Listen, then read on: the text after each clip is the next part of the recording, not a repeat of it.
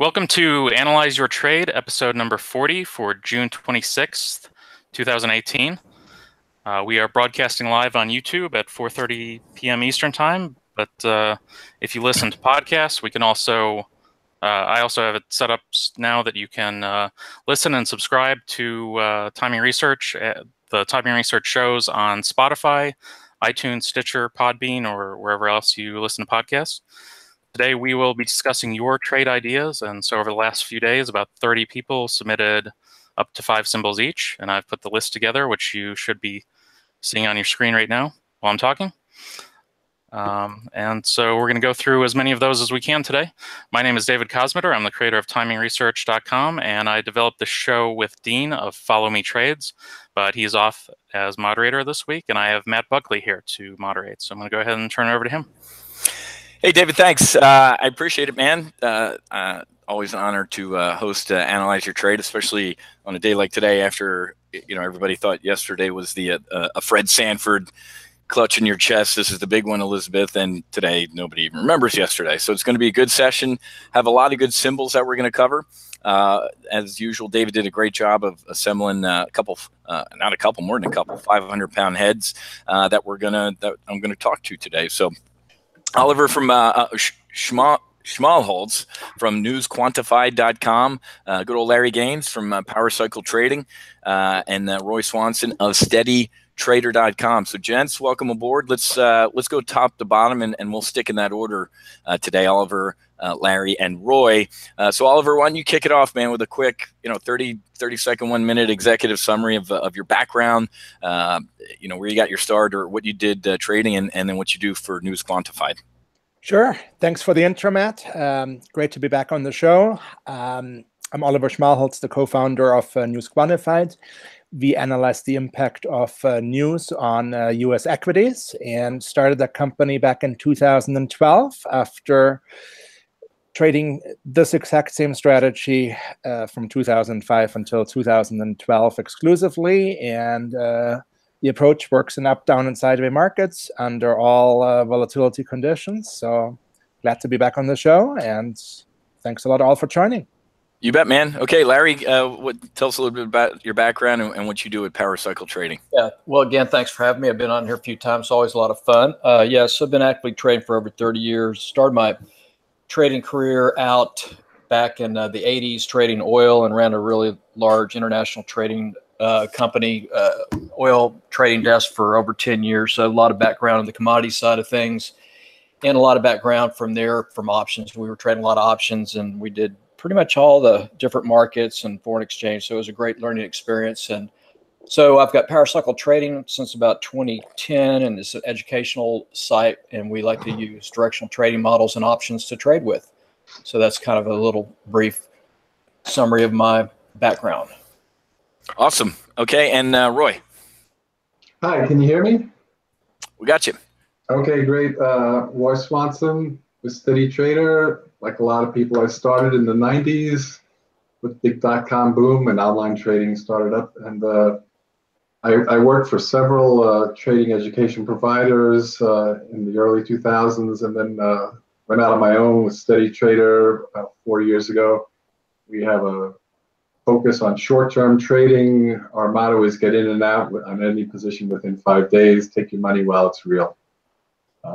Very simple, straight-ahead strategy. Awesome, great. And real quick, guys, if you're not familiar with me, as David said, my name's Matthew Buckley. You guys can call me Whiz today.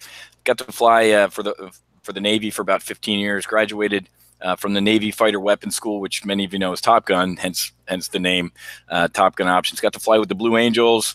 Got to be an LSO. That guy on the right with the square-looking haircut, that's me. So I'd stand on the back of the ship when I wasn't flying to try and help my fellow aviators get on board, and then also flew 44 combat sorties over Iraq. Was always interested in finance. When I was a young fighter pilot, I taught myself, as the internet boom was taking off, how to trade stocks, and heard what options were and never looked back at another stock. Got picked up by one of the largest volatility arbitrage firms in the country at the time, headquartered right there in the Chicago Board of Trade, and felt like Valentine in trading places. Before I left there, I was the managing director of strategy for Peak Six Investments, and then was the founder and CEO of the Options News Network, ONN.TV, which I know a lot of you heard of back in the day. So we had a blast. We were essentially the CNBC for options. Had a great time doing that, but unfortunately, I'm not big on Chicago winters, and I live down here in God's waiting room in Boca Raton. So. And like we were talking before, gents, that we have a live event coming up this weekend, and I'm really looking forward to seeing a lot of our members. So, all right, let's go ahead. Let's go top of the order here. So, Oliver, our first symbol that people want to look at is Adobe. What's your take on Adobe?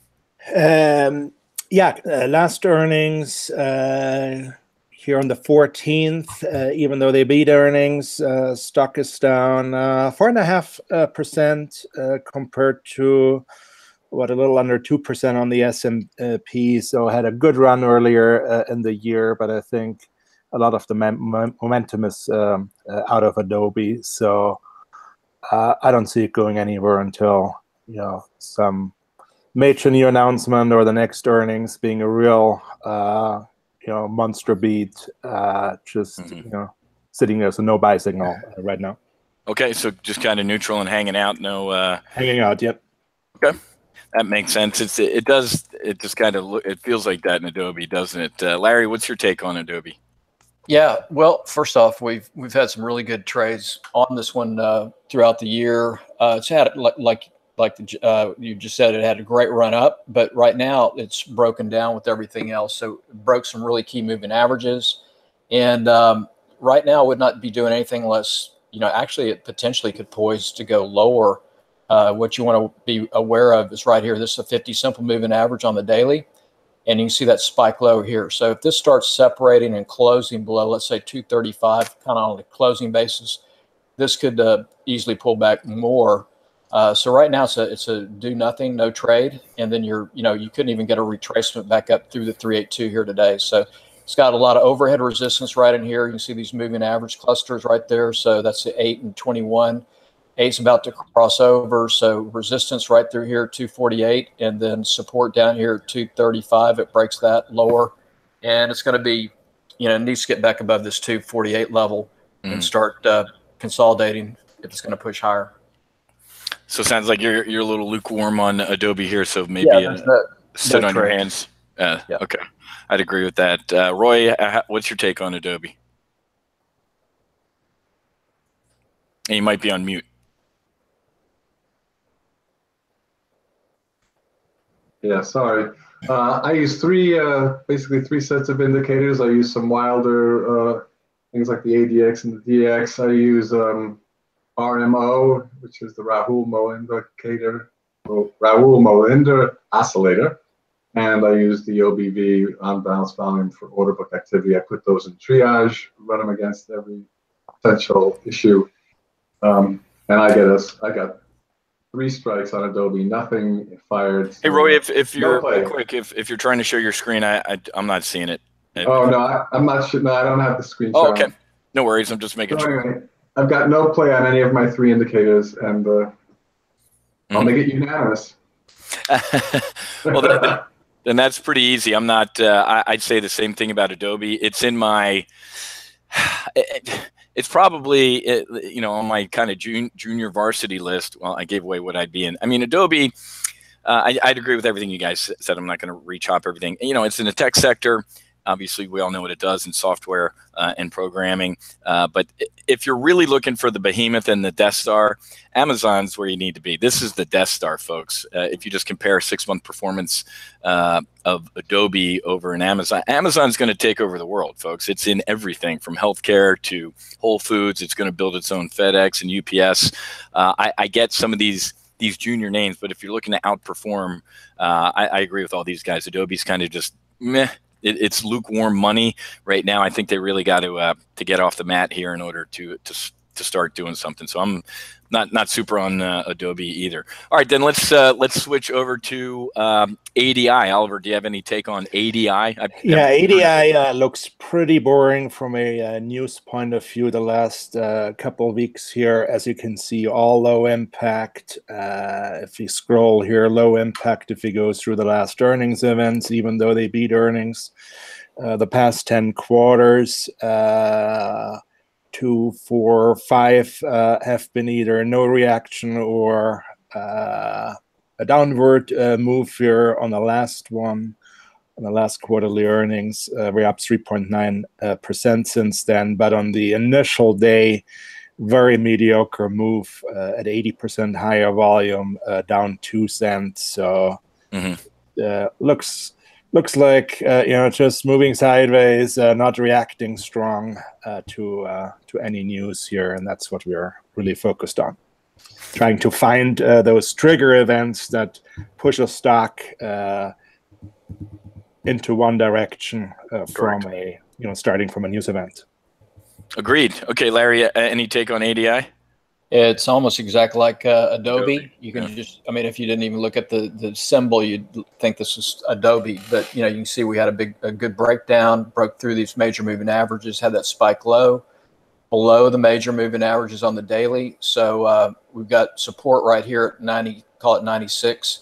If we start to close below that on a closing basis, it's going to be down to not 95. So, and potentially down here to that swing low right there at 93. But it's a no trade. There's no catalyst right now. It's trying to get back above these moving averages. And I like to look at what we call kind of a coiling pattern that I like to call a volatility squeeze, and I don't have any of those setting up. So it would be a no trade. Agreed. Yeah, I'd say the same thing. Roy, any take on ADI? Same as everyone. I get 3 strikes on this with my indicators, so no play. Yeah, I'm not going to chew up airtime with that. I'm pretty damn close with all that stuff. It's kind of boring money right now and not too exciting. So let's move on to AMD. Obviously, advanced micro device down here. Big move today. 2.5, almost 3%. Again, we're sticking in the tech and semiconductor space. So, Oliver, what's your take on that? Yeah, I mean that had a very strong buy signal at the last earnings here, the end of April 25th, in the after hours. Had a nice almost 12% move that day, and just kept triggering off some momentum. Picturesque move here, up 57% since then. Just a lot of momentum in AMD. Looks like it's rolling over a little bit of late, though. Yeah. I mean, once you get that far away, we're now almost 2 months, a little over 2 months. It gets less impactful, but it's the perfect example how powerful if you just focused on, well, it went up 12% the day of earnings, and there's no more room for future. On the future upside here, you could have almost gone 5x on that move, just hanging in there with a protective trailing stop. It's a good example. Now, I think it's too late to get in. Wait for the next major move event, but that's a stock that reacts on news perfectly. I mean, that's one of the best symbols to follow. It's had a monster run since the last earnings, as you can see, about 60%. I mean, that ain't, even though it's a 1550 stock, that's a monster move since the last earnings. And it, unless they literally really blow the doors off of it, I don't know how they're going to match that type of run. So, Larry, what's your take on AMD? Well, I don't have a trade set up on this one either. I mean, these are all kind of semiconductor stocks. They all are very similar. This one looks a little bit better than, ADI or Adobe. You've got pretty decent support right in here at call it 14 and a half. So this looks like, it's still holding the 21. So if it just holds here, consolidates, this one could start the grind back up. But I don't have any other real catalyst. You can see here on the 5-minute time frame, you can see how it's coiled right here. So we could get a little bit more fall through here tomorrow, break that 382 and push up into here. But nothing too exciting, but looks better than the other two that we looked at. More poised for maybe a grind, a little bit more of a grind up. What's your take, Larry? I mean, just on the overall, it felt like yesterday, I think CNBC always has these disaster lower third of the screens built in, like tech wreck. Yesterday it was here comes our second tech wreck, and then today they don't even talk about it. I know it's a lot of semis we've been talking about lately. What's your overall take on that whole sector? My overall take is that everything was obviously yesterday under pressure. If you just look at the S&P and just look at the sectors, the best, we were looking at that today quite closely. The weakest sectors just are the industrials, XLI, and financials. They're still under pressure, and the other sectors that look good is just the one with the discretionary, with Amazon, and then you've got technology. So they look okay, but the S&P. If Navarro hadn't come out yesterday and started propping the market up today, I think we would have been down testing this 200-day moving average on the SPY down about 266. So we're stuck here. We broke a really key, good support level yesterday at 273. Right here, it's a 618 retracement, and then we went straight down to that 50% retracement, 270, and now we're stuck inside of that, trying to find a direction to the upside. But momentum has all been broken. And so there's no really good momentum to the upside right now. So it's just kind of a sideways price action until there's something else to catalyst to push the market. But right now the markets are pretty fragile, and you just have to look for very specific good setups. I think right now the oil might be the best place to look for some good trade setups. Yeah, I definitely, during the wrap up, I want to talk about everybody's take on oil, especially with the whole Iran sanctions or Saudi Arabia saying don't worry about it. So I definitely we'll cover oil here in a little bit. Roy, do you have any final take there on was it AMD or the last one, whatever the last one was? Yeah, AMD. AMD, yes. It's easy coming in third because I just agree. I have no setup on this one whatsoever either. Yeah, I'm going to stick with the if you're going to be in any of that sector, I think Amazon's the way to be. Their cloud services they do what all three of the companies that we talked about do, and I think Jeff Bezos could find enough money in the couch to either buy all three of those. So I'm an Amazon guy instead of any of those names we talked about. So let's move on to number 4 here. CRISPR Therapeutics. Never heard of it, but Oliver, what's your take? Yeah, they're a Swiss pharmaceutical company. That's an interesting example. So in December, the consensus forecast for their earnings was a loss of 71 cents. They came in at 0 cents. And that triggered a monster move. I mean, up 260% since then. The volume was quadruple that day, and since then, I mean, just keeps going up. There's a lot of momentum in that stock, so I would definitely keep that on my radar screen. Okay, Larry, any take on this one? Yeah, let's see if I can. Yeah, so this, it's starting to look like it's going to rebound again. We've got some momentum starting to shift back up. I'd like to see it get back actually above this 66 level. This is a 618 retracement. If it can start consolidating like in this range, 65, 67.5, I'd give it a little time to let it work, kind of build a little foundation. And then I think this one potentially has the chance to push back up towards those prior highs. So, it's okay as far as the momentum of the stock. Here's a 4-hour time frame. You can see it's starting to shift up a little bit here on the momentum, but it got yanked down yesterday, but held up, that 382. But again, I would not be piling into this until it shows a little bit more stability getting above these key levels here. I'd say, right, for me, if it starts pushing above that 66, that's where it would get interesting. That makes sense. Okay, Roy, your take? Yeah, I'd have to say the same thing. It's not firing on any of my screens, and I agree. If it starts to get up around 66, it would be worth taking a look at again. Not today. Yeah, no. Well, it's easy for me, guys. I do not trade biotechs. Period. End of story. I think I traded ImClone back in 97, 98. I was a biotech hot guy until where was it? I forget. We had a guy lose $4 million in one trade. Here's your standard biotech story. This drug had whatever it was, Immunogen. Yeah, Immunogen was the stock. Hey, Whiz, it passed phase 1, phase 2, phase 3, and phase 4 is coming out today. There's no way nobody's ever not passed phase 4 trials. Breaking news: Immunogen fails phase 4 trials. Whatever the drug was, the stock's down 80%. In the blink of an eye, the guy lost 80%. I am not a biotech trader. To me, it's gambling. Unless you work in the company or you work for the FDA or on a congressional committee where they're allowed to conduct insider trading. Don't get me started on that. You don't know what's going on in biotechs, period. Literally, folks, you can wake up in one day and it's tough. Biotechs are tough to trade. I just don't. There's way too much alpha in other sectors out there for me to throw darts. So you will hear me MF biotechs like you read about. All right, so let's move on to the next one there. What is the top of the list there, David? What is it? ETSY. So Oliver, what's your take on ETSY? We had a strong news event here that triggered a buy on the 14th, so a little less than 2 weeks ago, up almost 20% since then. They raised guidance.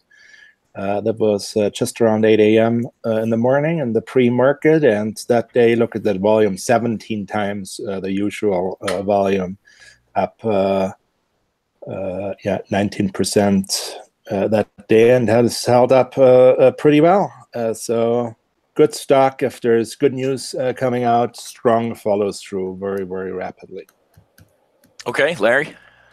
Okay, so here you've got, obviously you have this huge gap up right here. So here's the key level right there. Let's call it $40.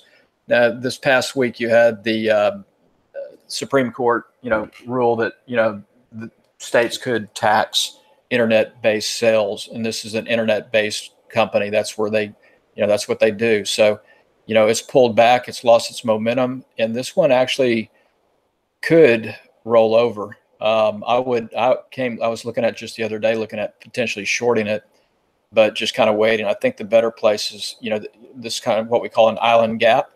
And so if it starts to break down through this lower part of the island right here, $40, I think that'd be a good short for probably a gap fill. So I would not be buying it here, and I'm a little bit more tempted to sell it. It's I mean, that massive spike, what was it, week and a half ago, that thing's fading. It looks like it's about to fill half that gap. Okay, Roy, any take on Etsy? Yeah, this one I actually think has some potential. I've got a couple indicators firing on it. If it goes up about 1% in the morning, I think there's a potential for a short-term gain on that. Yeah, just looking, like I said, from a technical analysis move, that's a huge gap, a 25% move. Most stocks, if they do have a gap move like that, if it's making a head fake to fill half this gap. So I'd probably sit on my hands a little bit. I don't think I'd be a buyer here. That's just a massive move in a stock that, in the past 3 months is up. It's essentially flatline. So that's not. That's not lighting the world on fire for me, so I'd hang out in that one. Okay, let's move on to this one. It's interesting because Gilead Sciences isn't necessarily a biotech for me, so I'll have a take on this. But Oliver, what's your take on Gilead? Low impact news right now. If we go back here, look at the past couple news items here. Even if you look at the past 1 year, some pretty low volatility in that stock. Last earnings was a miss, down 5%, but has since then pretty much almost recovered to where it was right before. So don't see anything triggering a buy or sell right now in this. Yeah, it's given a lot back over the past year. I think it's essentially flat. Larry, do you have any take on Gilead? For me, it's a no trade. This has been one that's just been a messy stock. You can see it had a really beautiful breakdown there, right? But look, over here, you've just got tons of overhead resistance. These are all daily moving, various moving averages. So, you know, it's sitting right here on these are moving averages as well. So it's just on a cluster of support here. If it breaks 68, it could, you know, push down lower, but there's not a whole lot of potential upside because you've got so much resistance above it. So I think there would be better places that find better trades. Yeah, it's almost like we're at a 1 year. We're exactly where we were a year ago, which isn't that. And yeah, there's a lot of upside resistance, and it's a news-driven stock. I mean, this is your one press release away from the thing going, you know, through the roof or going through the basement. I can't stand throwing darts like that in these biotech. So, Roy, do you have any setups on this one? I don't have any setups on the indicators, but I do see that they just got a drug approved in Europe, so it might be worth watching. Mm-hmm. As you just said, the news can pop this one. And just scanning some of the news stories that, you know, they're battling, they're taking some billion-dollar lawsuit with GlaxoSmithKline on an AIDS drug. I mean, it's a lot of litigation, lot of unknown. So like I said, I can't stand trading stocks where I'm mortified if my cell phone buzzes with a news alert and there's something going on. So and I do a lot of consulting with these companies on the side. I do motivational speaking, keynotes and stuff. So I speak to a lot of these biotech companies, and you'd be amazed. I mean, obviously the employees are completely motivated on this drug or that drug, and then all of a sudden it falls flat on its face. So just be very, very careful with all of these. Okay, Groupon. I haven't looked at this thing in years, literally. I didn't know it's still in business, but, you know, a $4.37 stock. Oliver, do you have any take on Groupon? Yeah, I mean, look at that here. They beat the last earnings. You know, stock goes down. It's the one before there was a miss. The one before there was an inline. It's I mean, hanging in there, but. If you have analysts like the bid-ask clap, you know, show up on ratings changes, you know, UBS, yeah, that's a bigger one. Morgan Stanley pushed the stock up 3.5% that day, but since then, you know, has gone down again. So yeah, it was a great momentum stock at some point, but you know, it's just hanging in there. Yeah. Yeah, I'd agree. Larry, anything on Groupon? When you're not one I'd be doing anything on, but you can just see it looks like it's still poised to break lower. So I mean, it's just hanging here. It's got what we call a volatility squeeze.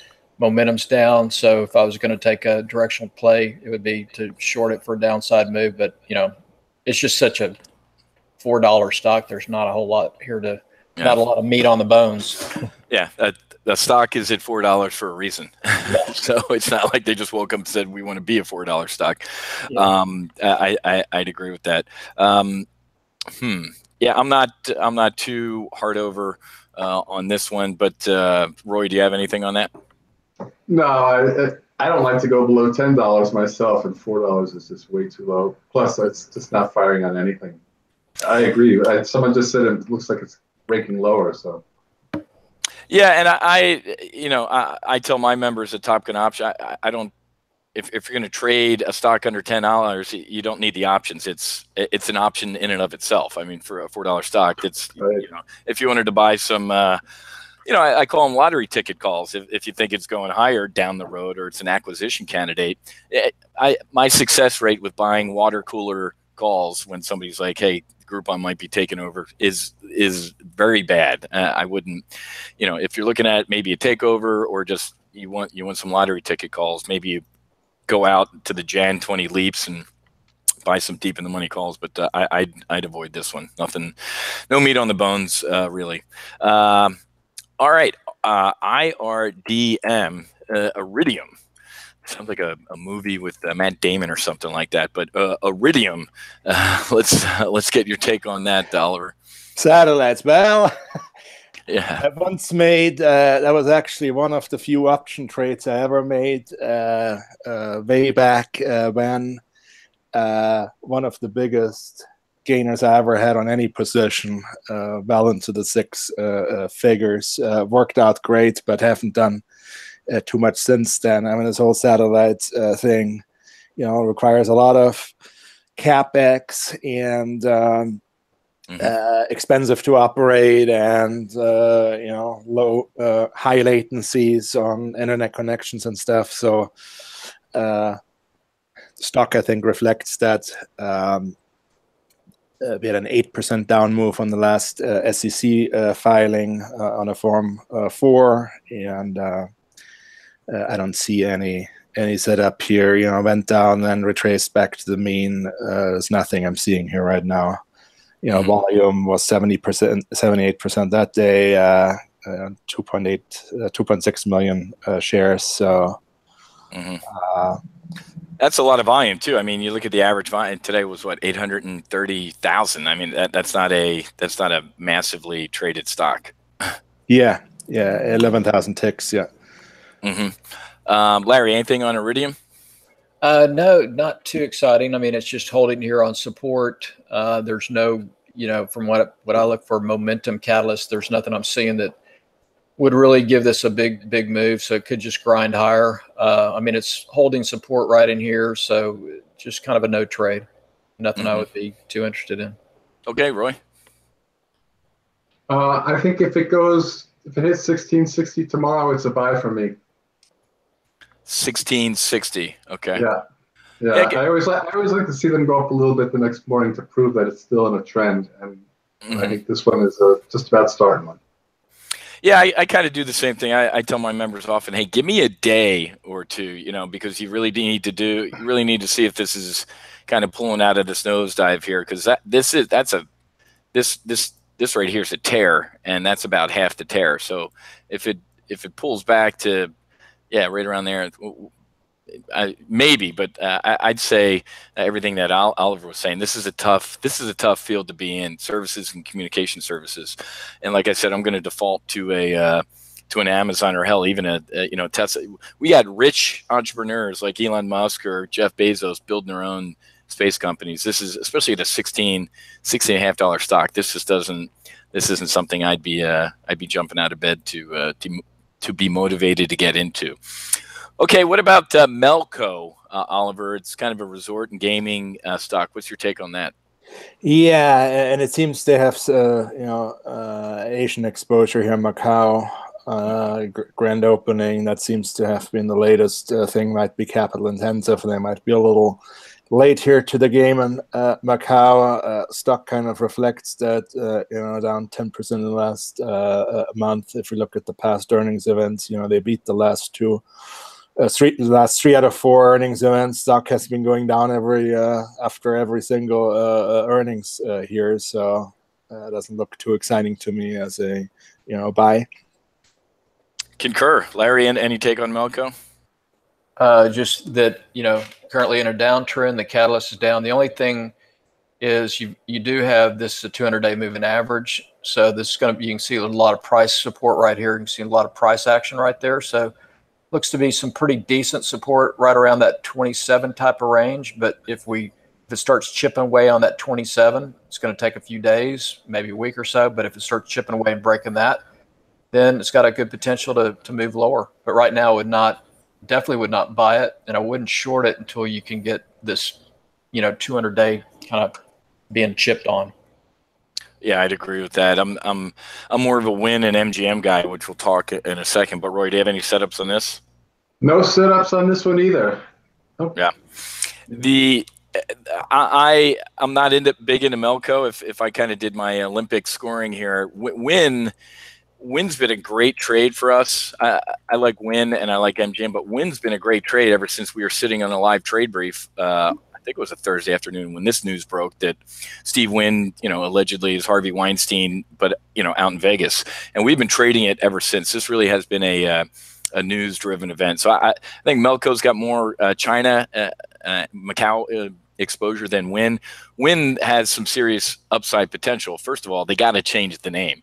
Like I said, I do keynotes and I work with event planners and HR people. I know two companies that have canceled events at Wynn because of the name. They're like, a lot of our female employees don't want to go to Wynn Resorts because blah, blah, blah. So I think there's some upside in here. And then my second sin stock, so to speak, would be MGM. They're all kind of having this lackadaisical, descent into the, into the abyss here. But sin stocks, they come and they go, and they have their time. But I wouldn't be in Melco. I'd definitely be in Wynn or MGM. All right, now let's get the this one should be interesting aside from the charts. Oliver, how are you feeling about Starbucks? Starbucks, yeah, that triggered a sell for us when S&P and Moody's downgraded the stock. I think it was last week, just before the drop here. Obviously, you have a leadership change.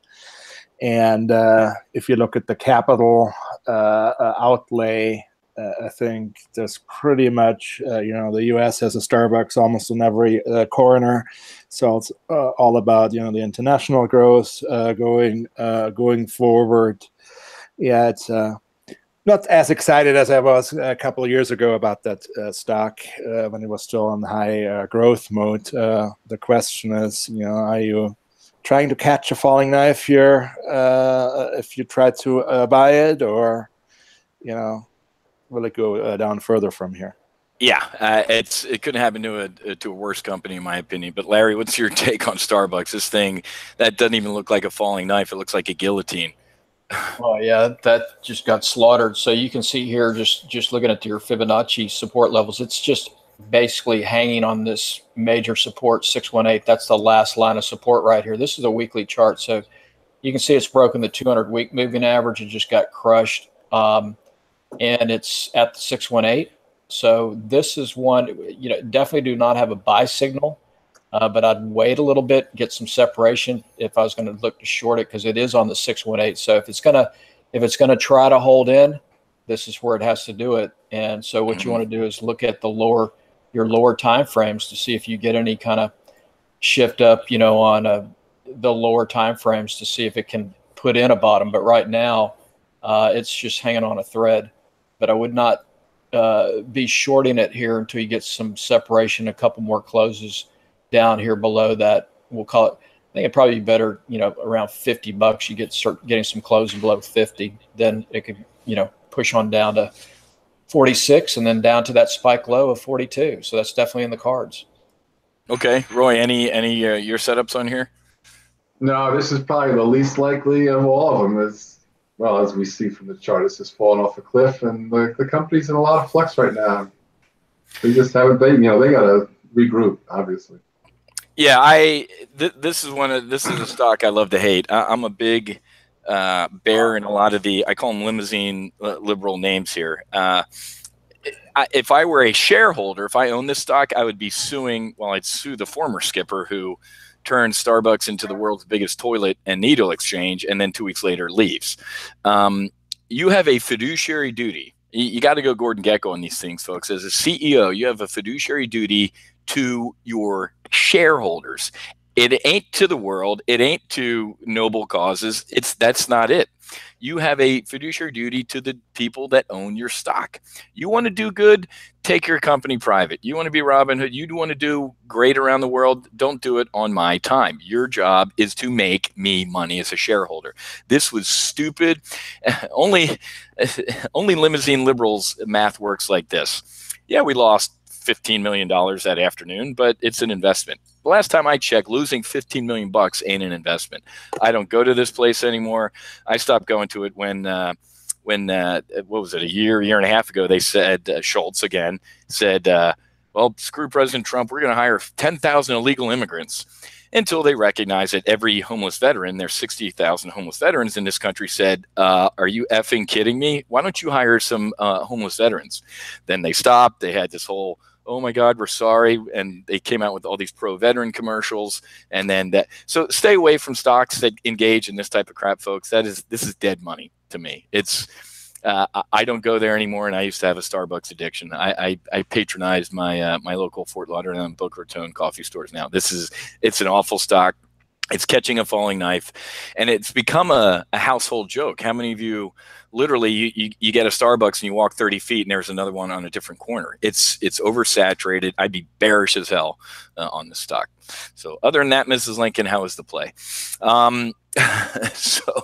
What is Oliver, TTWO? I don't know what is that, Take Two or something? It's Take Two, and if you look at the past year, you had a pretty good up move here, down from 71 bucks. But since the beginning of the year, it's pretty much sideways. And if you look at the reaction of news here, it reflects exactly that. Pretty much everything that comes out, everything is low impact. Can't find anything that's really moving the stock.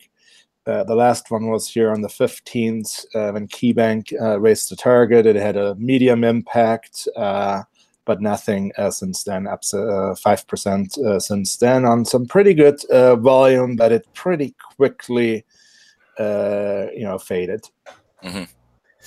Okay, Larry, what's your take on this one? Take Two. It's right here's kind of a no trade. You're sitting on a major support again. All these stocks look pretty similar. You've had a pullback with the broad markets in general, so they're just all hanging on major support levels. So they're going to be caught up, with whatever the broad markets do. So I have no momentum to the upside. There's potentially more momentum on this one to the downside, but nothing here until you start breaking this level at about, I'd call it 115, 114 and a half, something like that. You get some separation under here, then it's down to 110 pretty fast. Mm-hmm. Okay, yeah, I'm not big into this. Roy, do you have any setups on Take Two? No, I think that somebody who is really into mean reversion therapy made the whole list. What do you think? It does. It does look like that. They're all either heading down or this one's kind of flat, but yeah. They're just not triggering for me. No. Yeah, it's I'm neutral on this as well. Let's let's go with let's do UPS next, and maybe we'll get into our own trades here so we can save a little time. So what's your Oliver? What's your take on the big freight giant? Well, if you look at your reaction to the last couple earnings releases, definitely some fear of what we talked earlier about Amazon taking over the transportation sector here as well, even though the last 5 earnings were all beat. 2 of them had a negative reaction due to the guidance, and pretty mediocre reactions here. Down 0.62% since the last earnings event, when the S&P 500 is up over 3%. Mm-hmm. And also on, if you look at the volume, it faded pretty quickly. Quick shoot ups, 3%, 271% of the usual volume, and then retraced, right back volume wise, and price just couldn't keep the momentum going. So definitely, I think some fear on future, market share and where prices are going to head if Amazon becomes a serious competitor here. I think you nailed it, my friend. Larry, what's your take?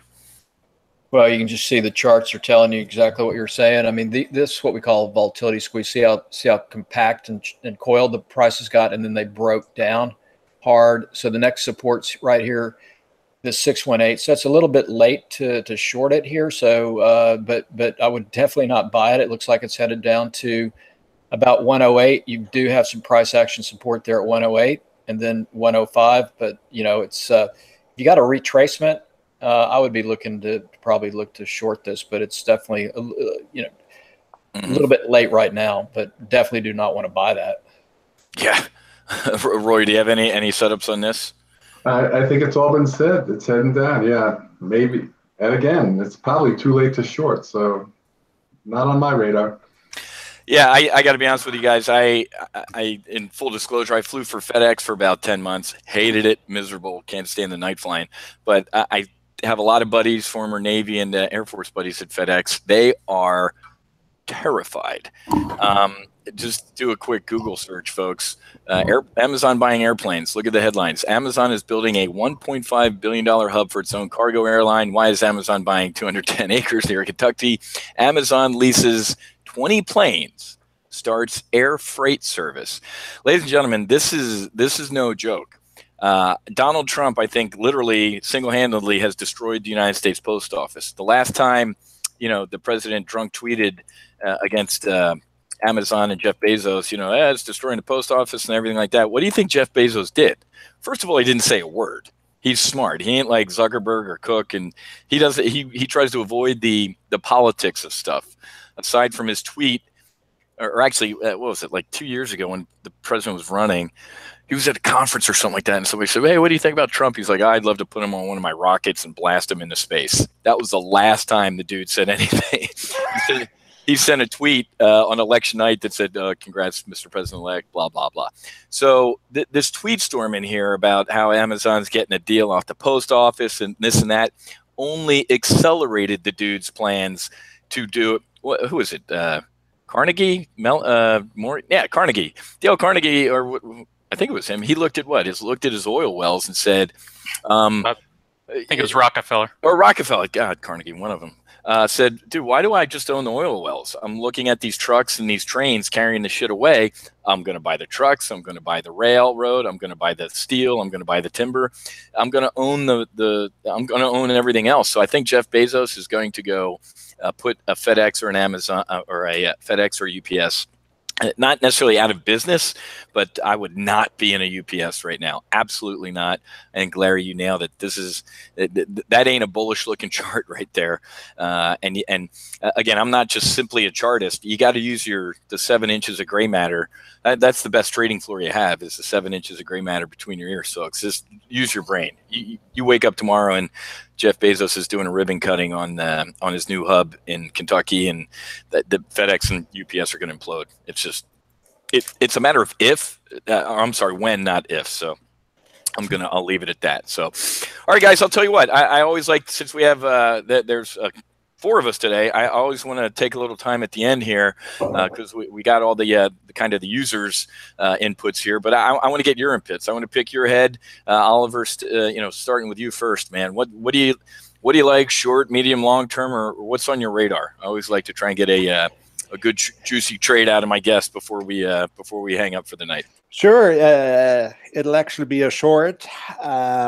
Triggered this morning, TREE, that's lending tree. So that popped up with a historic 2.4% on a similar move here on our news analytics dashboard here. Mm-hmm. Pre-market, and stock went down over 8% after that happened today on some. Wow. So down $20 on almost 4 times the usual volume, almost 500,000 shares. So I would keep watching it closely. If the downside continues here from the move today, it looks like a great prospect, as a short candidate. I like that, and not too many people are stepping in with short candidates, and that's I like that. I'm going to write that one down. Larry, what's on your radar, man? Talk to us, Goose. So that actually does look pretty good. I'd see if there's any bounce, and if not, that does look like a potentially good short. Depends on, I don't know the options though; they might be pretty wide on the spreads. But so a couple things here. A couple we've been watching. EOG is a potential long. We've got it pushing back up here above these major moving averages, and here's a little bit of Fibonacci resistance right here, but it's looking pretty good. It's got some potential catalysts to push it up as far as just kind of a coiling price pattern. So EOG is one that looks like has potential to the upside, and the other one is Anadarko, APC. These are a couple of energy stocks that look potentially decent for an upside continuation type move. And here's Anadarko. So it's just been kind of consolidating up here at the top of the range, and I think has potential to move higher. So those are 2 that you might want to keep an eye on. I like that. Very well put. I'm writing those down. Appreciate it. How about you, Roy? What do you like on short, medium, or long-term radar? Well, again, I'm always on the next 5 days, so I only have one radar. It's short term. Okay. I really like for tomorrow. I like Five Below. FIVE is the ticker on that, and it triggered all three indicators, which doesn't happen, but maybe once or twice a week. So it's really solid to me. If it hits 102.50 in the morning, I always have that caveat. It's got to go up a little bit after the open. Okay. All right, that's a good tactical trade for me, guys. The news out of China ain't good. I mean, serious headlines today. So we talked about this in my trade brief today. The Shanghai is technically, as of the close, is in a bear market, piling on the gloom in China. We got some macro data out of China last week. What was it? Retail sales and some other China stuff. And obviously, the escalating verbosity, if I can use that word, again in a trade war, just ain't good. So I'd be bearish. We use the FXI. It's the iShares China large cap ETF. This thing right around here, we said to get out of it. I said, you know what, this whole Trump Z China thing, you know, mine's bigger. It ain't going to end well. And this is a falling knife. So kind of like Oliver, I'm looking at a short here. Right around here, I said, hey, I'd put on a bearish double vertical, which is an options trade where you not only put on a bear call spread, which means, hey, I don't think this thing's going up, so that's a bear call spread, but you use that, you take in the funds from that credit spread, the bear call spread, and you buy a bear put spread. I call it an afterburner trade because it's almost like a fighter jet and afterburner. This thing, the faster this thing goes down or goes down, this is bearish double vertical, it's called, just prints money. So I don't see a bottom in China yet. I mean, we're looking, hello, we're a year and a half ago is when we saw this in the FXI. This is heading lower. I'm not going to say it's a contagion and it's going to spill over to us, but I really thought Larry Kudlow or Steve Mnuchin were going to kind of be the adults in this whole trade war and come out to a microphone and tell us all to chill out and everything's fine. But I haven't seen it. So if I was going to be bearish on something, it would be FXI. My long, to be honest, we have a couple longs. I like, and it's been getting beaten up recently, which would be a great entry, is Raytheon, a defense stock. I mean, Raytheon's in civilian purposes as well, but this thing literally swings around with the defense industry. I don't focus on individual defense stocks like a Boeing, a Lockheed Martin, a General Dynamics. Why? Because they're a Boeing or General Dynamics or any of those guys are like, they have single issue risks. Hey, we canceled these ships or we canceled these fighter jets. The good about Raytheon is it's the guts to a ship, an airplane, or a sub. I sat behind an APG 65 Raytheon radar for 15 years. That might explain why I'm insane now. But it's the electronic guts of stuff. So we have a Jan 20 long call diagonal on. So I mean, if this stock can perform under 10 years of sequestration and Obama, I think President Trump, who wants to turn a lot of enemies into hair, teeth, and eyeballs, I'd be bullish on Raytheon. This is a good entry. So, okay, sweet. Well, we are on time and on target. I'll tell you what, let's go around the room, starting with you, Oliver. Let us know how we can reach out to you, my friend, at News Quantified and get a hold of you or take a look at what you do. Sure. Yeah, we got two things here. Number one, we got a lot of free resources on newsquantified.com. And it's not complete information. It's not all the news. There's a time delay built in. So if you want to get the full stuff, it requires a paid plan. And then David and I are doing a interview style training event later this week, Thursday at 8 p.m. Eastern. And if you're interested, feel free to join. It's TimingResearch.com and brings you straight to this registration link Thursday at 8 p.m. Would love to tell you more and see you at the event. So thanks again for having me today. It was great as always, and look forward to coming back. Awesome. Yeah, folks, definitely check that out Thursday night. And David, I'm sure we'll put a link to register for that in the follow-up email for this. Larry, my friend, how do we get a hold of you, man? Yeah, so check us out here at powercycletrading.com. So come to our website, sign up for all of our content. We'll have a webinar actually this Saturday on some swing trading setups and how to use options for those. So you can go here and just click for Larry's upcoming events, free webinar. If you'd like to join us, please do, and come to my site, powercycletrading.com. We've got a lot of great trading tools that you can get, and a lot of option courses. So thanks again for having me here today, and it's always a lot of fun.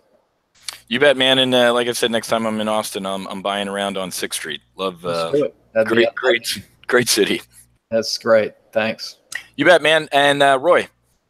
Yeah, we're at steadytrader.com, all one word, Steady Trader, because we believe in basically looking at the situation every day and keeping at it to get better and better. I've got a free book on the site called Read This First Before You Buy Stock. We've had over 10,000 downloads, so be happy to let you pick up one of those too. Just go to the site, steadytrader.com. Awesome, Roy. Great working with you, my friend. And it's really easy to check out what I do, folks. Just head to topgunoptions.com. And if you want to take a 2-week test flight into what we do, you can just kind of scroll down here. Even though it's the summertime, if you're a skier, these are kind of the 3 trials we have: beginner, intermediate, and advanced. Advanced doesn't mean, holy crap, he's trading reverse strangles with a butterfly twist. I don't even know what that is. I made it up.